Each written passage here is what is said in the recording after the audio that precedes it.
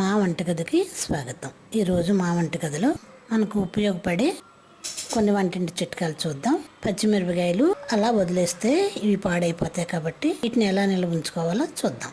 పచ్చిమిర్చిని శుభ్రంగా కడిగి తడి లేకుండా తుడిచి ఇలా తొడిమలు తీసేద్దాం. ఇలా తొడిమలు తీసేసుకుంటే ఇవి చాలా రోజులు నిల్వ ఉంటాయి. ఇలా తొడిమలు తీసిన పచ్చిమిర్చిని ఒక ప్లాస్టిక్ కంటైనర్లో వేసుకుందాం. అలాగే మనం తీసుకొచ్చిన మన నిల్వ ఉంచాలన్న పచ్చిమిరపకాయలన్నీ ఇలా తొడలు తీసి ఈ కంటైనర్లో వేసి ఫ్రిడ్జ్లో పెట్టుకుంటే చాలా రోజులు నిల్వ ఉంటాయి. ఈ చిట్కా మీ అందరికీ తెలిసినా తెలియని వారు చూస్తారని ఈ చిట్కా చెప్తున్నాను. అలాగే శీతాకాలంలో కొబ్బరి నూనె గడ్డ కట్టేస్తుంది కదా,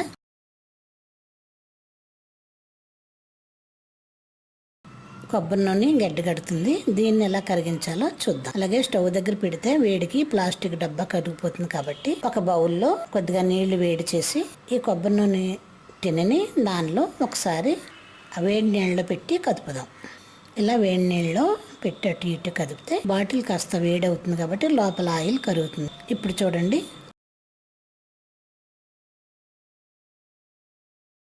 ముందుగా చేతిలో వేసుకుంటే పడని కొబ్బరి నూనె ఇప్పుడు మనం కాస్త వేడి చేసిన తర్వాత కొబ్బరి నూనె కరిగి చేతిలో పడింది.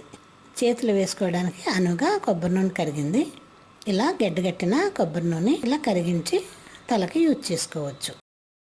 మూడో చిట్కా, బొప్పాయి తీసుకొచ్చుకుంటాం కదా, ఇది కొద్దిగా పండిన తర్వాత ఇప్పుడు కొయ్యడానికి ఇది పని చేయదు కాబట్టి తొందరగా ముగ్గాలంటే ఒక పేపర్లో ఈ బొప్పాయిని బాగా చుట్టి గాలి తగలకుండా ఒక నైట్ అంతా పక్కన పెడితే తెల్లారేసరికి బొప్పాయి కోసుకోవడానికి రెడీగా ముగ్గుతుంది. ఇలా పేపర్లలో చుట్టి ఒక పక్కన పెట్టి ఒక నైట్ అంతా అలా ఉంచండి. మరునాడు బొప్పాయి కోసుకోవడానికి రెడీగా ఉంటుంది. ఇది రేపు కట్ చేసుకుందాం. అలాగే ఇప్పుడు మరొక చిట్కా, ప్లాస్టిక్ డబ్బాలకి ఇలా డిజైన్ ఉన్న మూతలకి డస్ట్ ఎక్కువ పడుతుంది కాబట్టి తొందరగా పోదు. దీన్ని ఎలా క్లీన్ చేయాలో చూద్దాం. ఇది విమ్ సోప్ తీసుకొని కొద్దిగా రాసి మనం వాడి పారేసిన టూత్ బ్రష్తో ఈ మూలల్ని బాగా తోమితే ఈ లోపల ఉన్న డస్ట్ అంతా ఈజీగా వచ్చేస్తుంది. దీన్ని శుభ్రంగా కడిగి తుడిచి మళ్ళీ డబ్బాకి పెట్టేసుకోవచ్చు. ఇప్పుడు ఎంత నీట్గానో ఉంది. అలా ఇప్పుడు దీనిలో ఈ డబ్బాకి పెట్టేసిన దీనిలో ఈ పప్పు అన్న వేసి నిల్వ చేసుకో.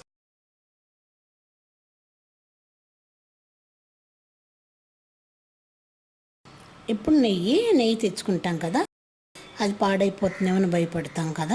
నెయ్యి పాడవకుండా ఉండాలంటే దీనిలో చిన్న బెల్లం ముక్క వేసి మూత పెట్టి నిల్వ ఉంచుకుంటే నెయ్యి ఎప్పట్లా తాజాగా ఉంటుంది. ఇలా మూత పెట్టి పక్కన పెట్టుకోండి. ఇది ఎంతకాలమైనా ఈ నెయ్యి తాజాగా ఉంటుంది. ఇప్పుడు కందిపప్పుకి పురుగు పట్టకుండా దీన్ని 2-3 గంటలు ఎండలో ఆరబెట్టిన కందిపప్పు, దీన్ని శుభ్రం చేసి ఈ కందిపప్పుని ఈ ప్లాస్టిక్ డబ్బాలో వేద్దాం. దీనిలోనే 2 బిర్యానీ ఆకులు కూడా వేస్తే కందిపప్పు ఎంతకాలం ఉన్నా పురుగు పట్టదు.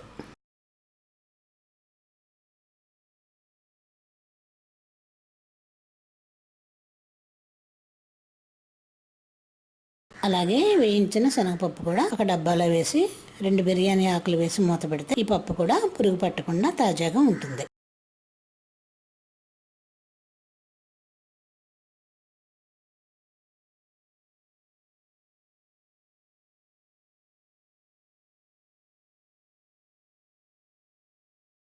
అలాగే ఉప్మా రవ్వ మనం నిల్వ ఉంచుకోవాలనుకుంటే దీన్ని కాస్త స్టవ్ పై పాన్ పెట్టుకొని ఆయిల్ లేకుండా ఒక 2-3 నిమిషాలు వేయించుకోండి.